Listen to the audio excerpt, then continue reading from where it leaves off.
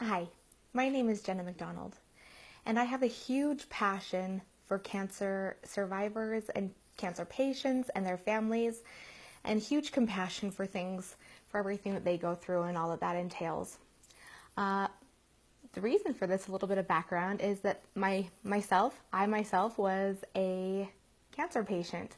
I am a cancer survivor, and I'm very proud of that.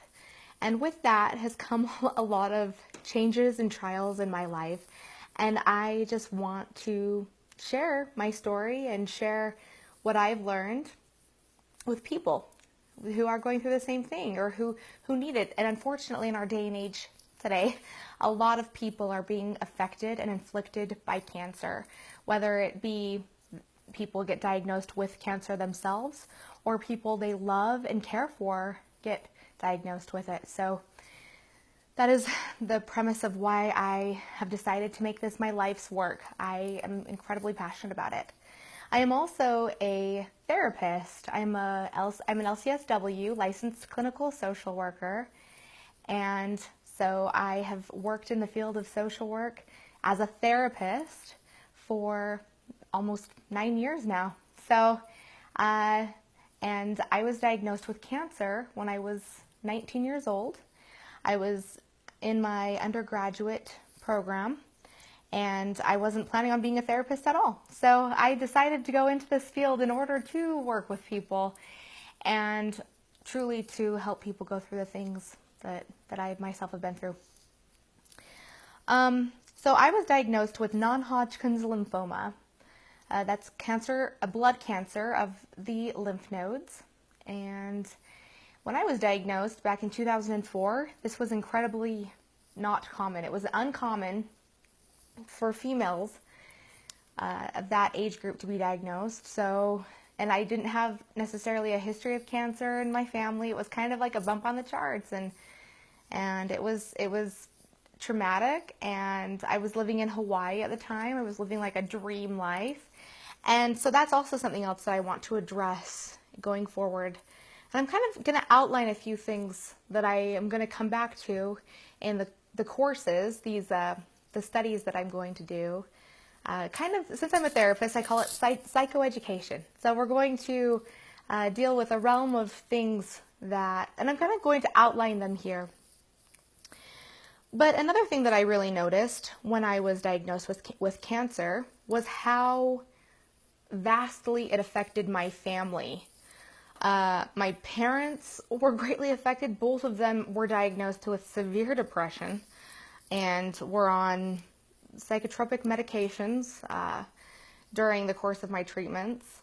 One of my brothers was a junior in high school, and he really kind of went full forward force with his friends and kind of wanted to, he didn't distance himself from the family, but he kind of, I felt, avoided. My sister, she was 14 at the time, a terrible age to have your older sister go through cancer. You know, the attention was not on her, so she began to act out in ways that maybe a 14-year-old would, only in trying circumstances. And then my youngest brother, 6th grader at the time, 12 years old, he ended up being one of my caretakers. He took care of me a lot, and he was fantastic. So anyway, I'm going to touch on that family piece, but that's something else that I really want to work on. Is in therapy, we work with families with systems theory. And I, by the way, a little background about my work. I'm a specialist in trauma in my therapy practice. I work with a lot of trauma clients, and I do EMDR. That's eye movement desensitization reprocessing. So it's actually taking trauma from our lives and reprocessing that, and it's the way to cure trauma, which is very interesting, and I love that work. Now, with cancer is kind of a more organic thing that happens in life, but we do EMDR processing via the life events that happen around cancer, such as, in my particular case, the diagnosis, well, I'm sure in every cancer patient's case, The diagnosis was incredibly hard. And I like to sometimes make my stories kind of funny afterwards. That's another thing that I use is storytelling. I have written out many parts, and I'm still working on writing out parts of my cancer story because it's so long. And post-cancer and cancer survivorship is one of the main things that I actually want to talk about in these psychoeducational videos that I'm going to be doing. Excuse me. So my family was highly affected, and I want to go into each individual piece of that and how families can be affected. My grandparents stepped up to the plate. They took care of me. I mean, aunts and uncles were they played parts. I mean, cousins, the family is surely affected. Any caretakers, friends for me, friends stepped up. I mean, I had some incredible friends through that. So I want to reach out and be able to help friends, caretakers, parents, siblings, cancer survivors, going through the different roles. So this really is my life's passion. This is what I have always wanted to do and find a way to really help cancer patients and their families. And cancer survivors. Because when you're actually undergoing the treatments, as far as therapy and all of that, I mean, it's very beneficial, but it's more, you're in survival mode, and I love helping families through that as well. But a big piece that I want to look at is life post-cancer, because, you know, there's a lot of cancer survivors in our day and age today. So, that's kind of the thing that I want to talk about right now is going forward with life post-cancer and how that's affected me. So, before I had cancer, I was a teenage girl. My life revolved around, well, me, of course, but also just the way that I looked, the way I presented. I cared a great deal about what everybody thought of me. I was seen as oftentimes crowds of people, like in high school, you know, they thought one certain way of me. And then I was in college, of course, when this happened. I was going to the university in Hawaii. And I was just having a carefree, wonderful life. I was living the dream, and it was really fun. And then all of a sudden I was faced with life or death. And of course, I'm going to go further into detail with that process, but the role changes that I experienced through that in and of itself was incredibly traumatizing. And I kind of want to open a dialogue. I also have a website and a blog, and I want to kind of open this dialogue of how people have dealt with things like this, you know, because cancer, unfortunately, nowadays is incredibly common. I think every person out there has been touched by it in some way, whether it's a friend. I just had a dear friend that just recently get diagnosed, and I mean, unfortunately, it's everywhere. Or heaven forbid, you know, a friend, a child, a parent, a sibling, yourself. So it's just so prevalent. But life after cancer, so after the cancer diagnosis, starting then, life is never the same again. You know, we all come to terms with it. And I've read a lot online, of course. I'm involved in lots of cancer survivorship pages and groups and so forth, and things that I have been hearing over the past 13 years since I had cancer myself. It's been 13 years clean. Well, actually 13 years ago was my diagnosis, so I'm like 11 years clean. Woo! So this is great. But life is never the same afterwards. First of all, not only are we not our former selves, but going through that shift. So when I went from being an attractive teenage girl to literally overnight having my life, I was faced with death. I then, of course, lost my hair. I was on prednisone, the steroid from, it's not a good steroid.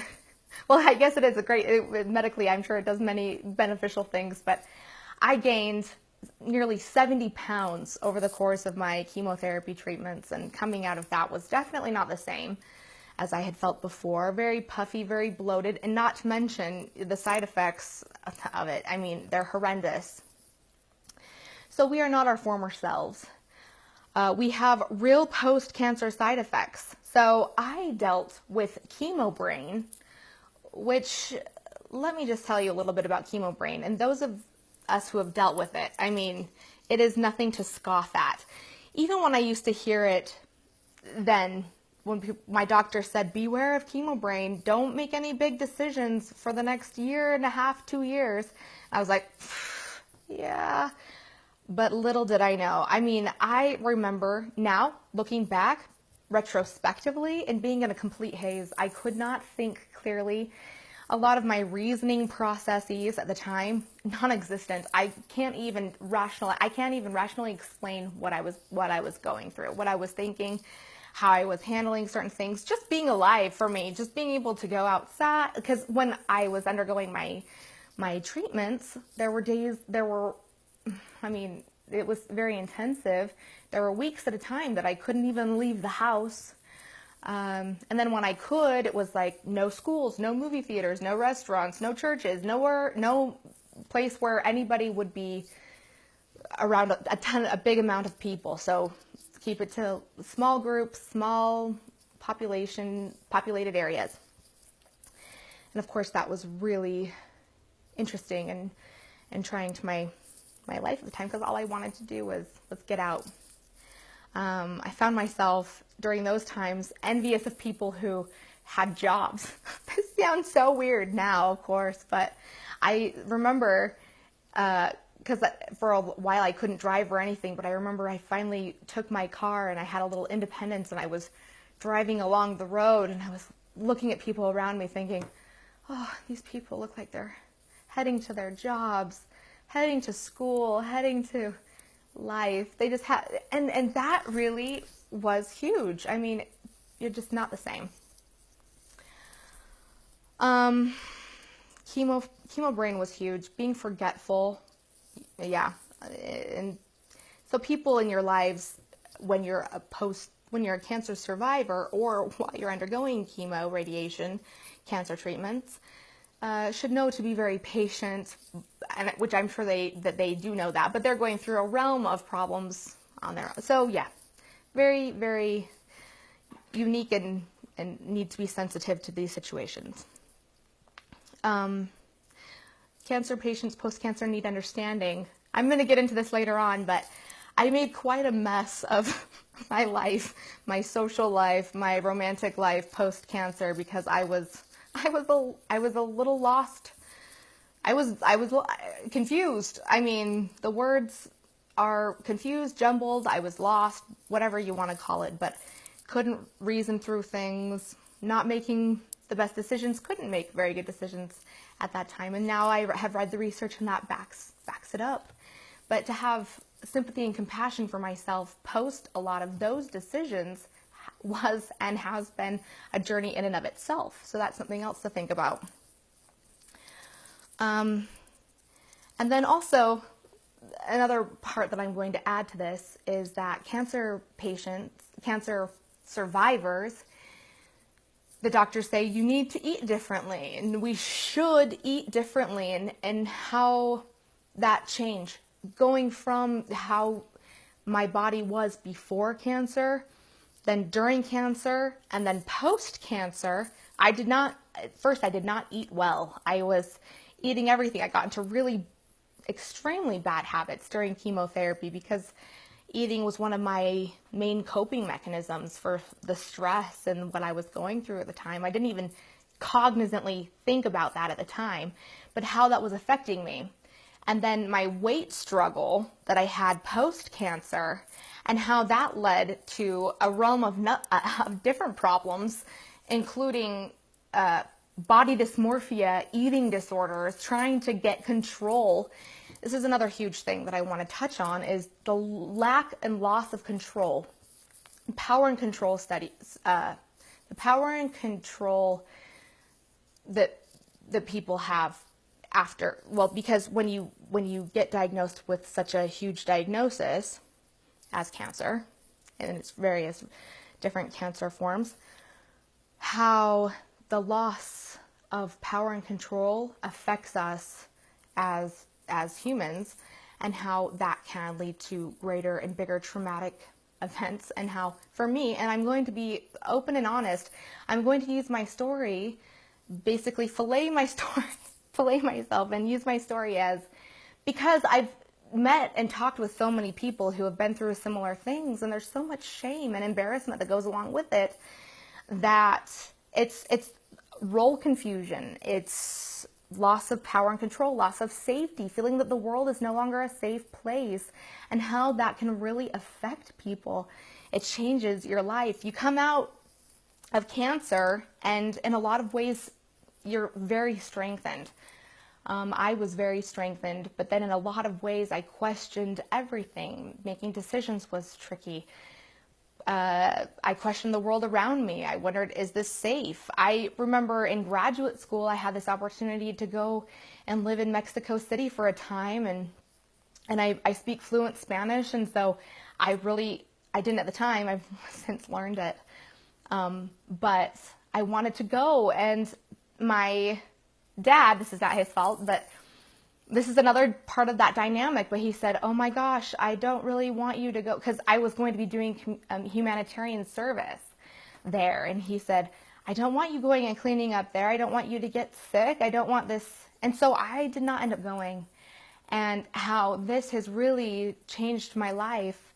Also, another event of my life which was changed was I had this opportunity to go and live in El Salvador for a time, and I was going and I was ready to go, and then I basically psyched myself out and made myself sick with stress. So I'm going to talk about a number of these things and break this down over the course of these psychoeducational videos. And what I really want to do is help people that are going through this in the moment make these connections for themselves and be empowered. That is the point, is to be empowered. Another thing that I want to do is connect with people, and I am a licensed therapist, and I want to get to the point where I'm providing both online, telephone, therapeutic service, and EMDR, face-to-face and EMDR, if that's what people need, because I know how this has been for me, and I have been in therapy. I have accessed all of this, and it has been largely beneficial to me. And looking back, and my journey is not even close to being finished, but I just want to stand here and say that this is okay, and that it's normal, and that life post-cancer is hard and confusing, and yeah, so anyway, again, my name is Jenna McDonald. I started a company called Blue Luna, which I probably should have mentioned already, but Blue Luna, Luna is moon in Spanish, and it's like once in a blue moon, things like this happen, and we get to keep going. We got to go with it, and we can be strengthened, but it's going to be hard. And that's another thing that I kind of kicked against for a long time, was the idea that, oh, all of these hard things have happened to me, so I'm stronger as a result. I went through a phase where I was like, I don't want to be grateful that I went through these things just because it made me stronger. And anyway, I want to touch on all of these things, and I want to connect. So yes, my website is bluelunaempower.com, and please come find me, and I want to meet you. I want to connect, and tell me what you would like to see throughout these psychoeducational courses. And yeah, I'm here. Please reach out. Again, my name is Jenna McDonald. Jenna McDonald Linsky. I'm married. So also my email address is jennalinsky@gmail.com. And that's JENNALYNSKY@gmail.com. So please reach out and check out my website, and please tell me what you would like to see more of, and we'll be going forward. Come see me again. Thank you so much.